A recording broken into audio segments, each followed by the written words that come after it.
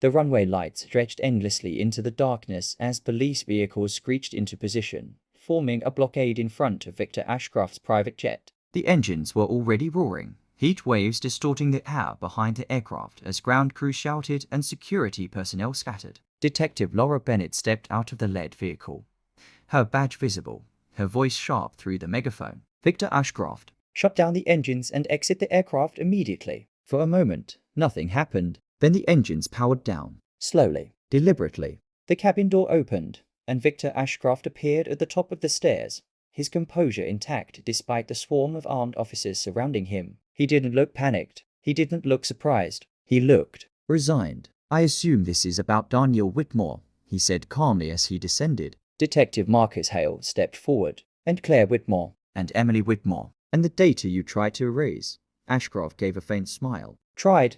That single word sent a ripple of tension through the team. Back at headquarters, cyber analysts were racing against time.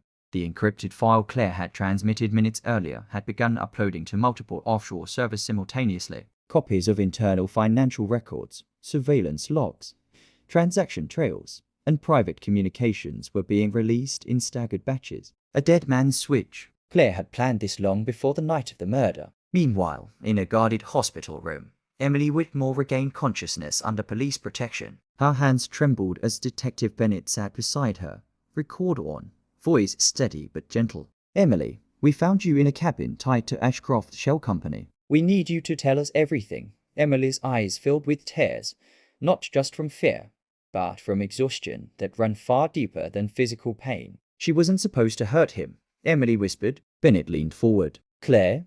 Emily nodded weakly. "She came to me first. Weeks before Daniel died." The room went silent. Emily explained that Claire had contacted her after years of estrangement, claiming she was in danger and needed help. At first, Emily refused. Claire had a long history of deception, manipulation, and financial crimes. But then Claire showed her something that changed everything: documents proving Ashcroft Strategic Holdings was laundering money through client accounts, including Daniel's. Daniel didn't believe it at first, Emily said, voice shaking. But then he checked the numbers himself. He realized his clients' portfolios were being used without consent. He said he was going to report everything, and Ashcroft found out, Bennett said quietly. Emily's silence confirmed it. But the next revelation shifted the emotional weight of the case entirely. Claire said Ashcroft approached her months ago.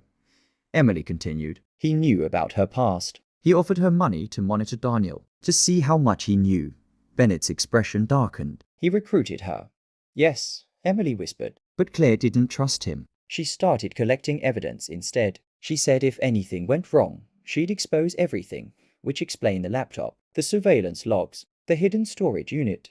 Claire wasn't just an accomplice. She was playing both sides. But that still left one haunting question. What happened the night Daniel died? Hale asked. Emily's breathing grew heavier. She came to the house, she said. Late. I didn't know she was coming. Daniel saw her in the hallway and froze. He thought she was working for Ashcroft, and she admitted she had been. They argued. Loudly. Emily's voice broke. Then Daniel said he was going to the authorities the next morning. He told her she had already done enough damage. And then? Bennett asked softly. Emily closed her eyes. Claire panicked. She said if Ashcroft thought Daniel was going to expose him, he wouldn't just destroy him. He'd destroy all of us. She kept saying she was trying to protect us.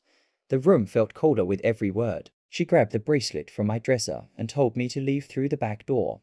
Emily continued. She said she needed Ashcroft to believe I was involved, so he wouldn't suspect she turned against him. Bennett's mind raced. A stage frame job. A forced disappearance. A layered deception. But Daniel wouldn't stop. Emily whispered. He told her he wouldn't lie to the police. He told her he wouldn't let corruption ruin innocent family savings. A long pause followed. Then the truth. They struggled, Emily said, tears streaming now. She didn't plan to kill him. She just wanted him to stay quiet long enough to release the evidence. But he fought back, and he fell. The autopsy timeline, the lack of forced entry, the recognition on Daniel's face. It all aligned. Claire Whitmore had never intended a murder, but fear, pressure, and desperation had turned confrontation into tragedy. Back at the airfield, as Ashcroft was placed in custody, federal agents intercepted the uploaded files. What they uncovered triggered a multi-state financial investigation within hours. Dozens of high-profile accounts had been exploited. Pension funds, small business investments, college savings accounts. Thousands of families had been unknowingly affected. Daniel Whitmore had discovered a financial crime network worth over $200 million, and he had been silenced before he could expose it. But the story wasn't over, because Claire Whitmore was still missing. A nationwide manhunt began immediately. Airports, bus terminals, and border checkpoints were alerted. Days passed with no confirmed sightings, until a single package arrived at Detective Bennett's office. No return address. Inside was a flash drive and the silver bracelet. The drive contained a recorded video message. Claire appeared on screen, exhausted, eyes red, voice steady but heavy with guilt. "I know what you're thinking," she said. "That I'm a killer, that I destroyed my sister's family. But the truth is, I was trying to end something bigger than all of us." She admitted everything: Ashcroft's recruitment, her decision to secretly collect evidence, her plan to release the files if Daniel or Emily were harmed. "I never meant for Daniel to die," she said quietly. But Ashcroft made it clear, if Daniel spoke, the family would be ruined financially and publicly. "I thought I could buy time. I thought I could control the situation." Her voice cracked. "I was wrong." Then came the final twist. "I didn't run because I'm innocent," Claire continued. "I ran because Ashcroft wasn't the only one involved. Check the secondary accounts in the files. You will see names no one expects." The video ended abruptly. Forensic accountants immediately cross-referenced the newly revealed accounts, and what they found stunned the entire investigative team. Several accounts tied to the laundering network were authorized using digital credentials registered under one unexpected name: Emily Whitmore. The room fell silent. Not active authorization, not direct transactions, but access permissions created years earlier before Daniel even suspected fraud. When confronted, Emily broke down completely. "I didn't know what they were for," she sobbed. "Daniel asked me to sign some authorization forms when he first partnered with Ashcroft's firm. He said it was standard paperwork. Ashcroft had used her credentials as a hidden access layer, a silent shield. If the scheme was ever exposed, digital evidence could suggest Emily's involvement, which meant the chilling message on the photograph had a deeper meaning all along. She was never the target. Emily wasn't meant to die. She was meant to take the fall." Weeks later, Victor Ashcroft was formally charged with multiple counts of financial fraud, coercion, and conspiracy. The evidence Claire released became the cornerstone of the prosecution. His empire collapsed. Assets were frozen. Victims began the long process of financial restitution. Claire Whitmore was eventually located in a remote coastal town and arrested without resistance. She pled guilty to manslaughter and conspiracy, her testimony sealing Ashcroft's conviction. But the emotional aftermath lingered far beyond the courtroom. The Whitmore family was left permanently fractured. A husband dead, a sister imprisoned, a daughter growing up with a truth far more complicated than headlines could ever capture. Months after the trial, Detective Bennett visited the Whitmore home one last time. The house had been sold, the driveway empty, the porch light removed. Case closed. Justice served. Or so it seemed, because as she reviewed the final archived evidence, one overlooked detail surfaced in the recovered financial logs: a dormant offshore account that had not been touched since the night Claire released the files.